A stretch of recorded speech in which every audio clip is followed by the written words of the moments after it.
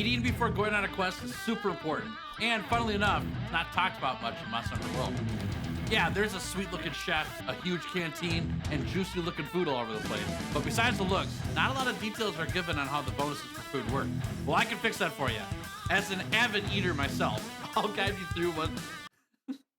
As an avid eater... I can't get through this slide. As an avid eater myself, I'll guide you through what this crazy screen with numbers and bonuses mean, and how you can find what you're looking for to add to your character on any given hunt. There's lots of ways you can do food. Firstly, pay with money, pay with points. You could do these, it's cheaper that way, but you don't always get all the buffs from the food all the time, right? So if I pay with money and I look on these, you see the feline food skills. You don't always get those food skills if you pay with money or points. If you pay with a voucher or a gourmet voucher, you always get all the buffs. So a good way to get a bunch of these gourmet vouchers is to run the Steamworks at 10 times output and get a bunch of gourmet vouchers from there, okay? That's first thing.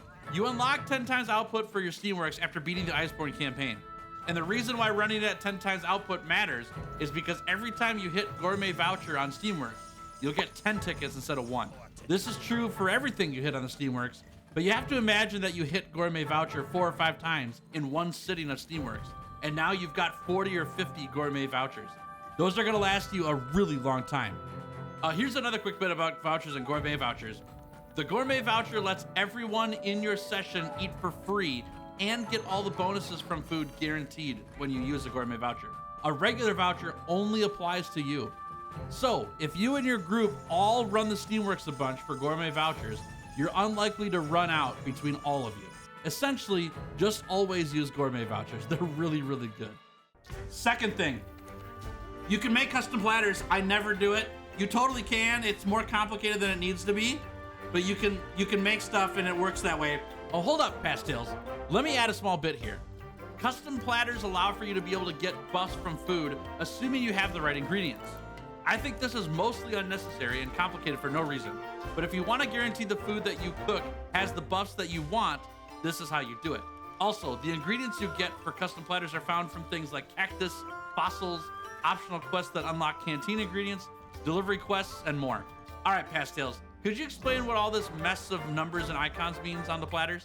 What I look for is at the top, there's the health and stamina. You'll always get those, but you can also get those stats from eating your mushrooms. So they're like bottom level for me for stats. I don't really care because I'm gonna eat a Mandragora and a Devil's Blight anyways. It's gonna max out those stats. This is assuming you're running the best skill in the game on your builds. You can find details about Mushromancer and why it's so incredible in the video linked in the pinned comment. The status effect is pretty nice. So this attack up medium will always trigger, or as you go down here, there's an attack up large, defense up large. Those will always happen when you eat. So go for the stats that you need. I usually look for the attack up, or I'll look for elemental resistance based on certain monsters that I'm fighting. And then lastly is the feline skills. You could check what they do by hitting the control button. So if I hit control, you can pull up what the skills are and read what they do. So if, for example, this is the pyro, your large barrel bombs and mega barrel bombs do more damage on this quest when you trigger it. And you can scroll through all these and read through them. Some really good ones to look out for. Moxie gives you almost a free cart.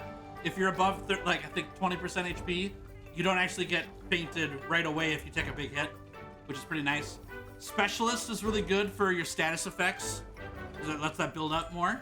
And just to clarify why Specialist is great, if you're running Blast, Poison, Sleep, or Paralyze on your weapon, this food buff will make those statuses trigger faster and more often, meaning this is really good, and it stacks with things like the Apothecary Mantle when it comes to status builds.